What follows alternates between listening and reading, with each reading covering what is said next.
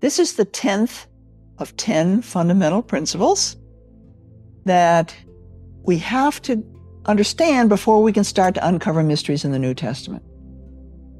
We have not one, but two aspects of salvation. A critical principle in Christianity is the first one. You believe in Jesus and you have salvation from death. This is a promise of future eternal life with God. This is what is emphasized in Christianity. There is, however, a second aspect of salvation, and that is what permeates the New Testament. The second aspect of salvation is rescue from pain and suffering in your daily walk in this world. This second aspect is commonly called discipleship. Most of the New Testament discussion of salvation is this second aspect, and we must be very careful to distinguish in the biblical text between the two. I'm in Romans chapter 5. I'm showing you the first aspect of salvation, which is when you first believe in Jesus. God sees you as righteous. It means you belong to God. And the promise of eternal life is a free gift. This is the first aspect of salvation. This is what the church emphasizes. But there's a second aspect of salvation which is not as thoroughly understood. That's when you walk in the faith of Christ. You submit to Jesus as your Lord. You become a disciple. You receive a specific calling. It's different for everybody. And as you walk in the way of God, you are at peace with God. And you receive God's ongoing grace. God's not going to give you grace if you're sinning. Now, I'm going to give you some verses, and I'm going to ask you, is it the first aspect of salvation, or is it the second aspect of salvation? Let's take a look and let's see what you can do. We read, having now been justified by his blood, we shall be saved from the wrath of God through him. It's the first aspect of salvation. It's the gift. Let's take a look at another one. Faith is working with works, and as a result of the works, faith is perfected. It's the second aspect.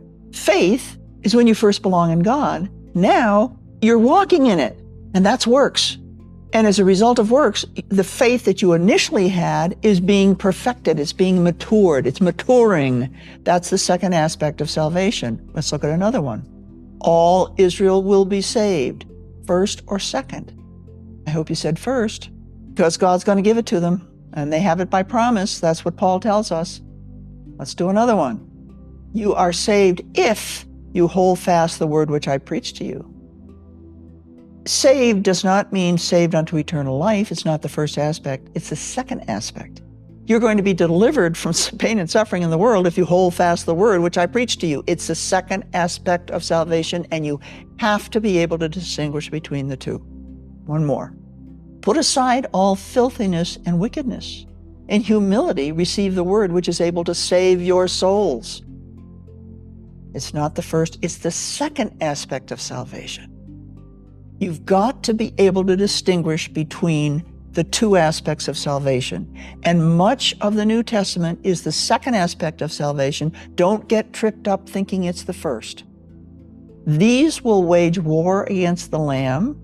Now, these are Satan and his army will wage war against the Lamb, meaning Jesus, and those who are with him. Who are with him? The called and the chosen and the faithful. Is this the first or second aspect of salvation? It really is the second aspect of salvation, because not all those who belong to God are faithful. My work on the remnant says that this is the remnant. This is the remnant coming in. And the remnant are going to be with Jesus during the Great Tribulation. They're going to enter the millennial kingdom. But all of God's children are going to be with him at some time in the future, and the remnant has a role to play to bring them all into God's presence.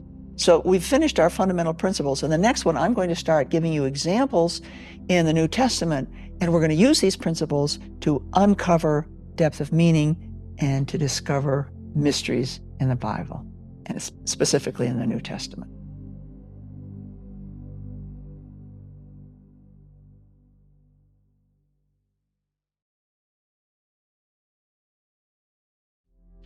I trust this series on uncovering mysteries in the New Testament has convinced you there is a much greater depth to the gospel of Christ than is currently being taught. If you want to know more, we have a self-study course called Hebraic Methods of Bible Study on Udemy that you can take at your own pace when you are ready.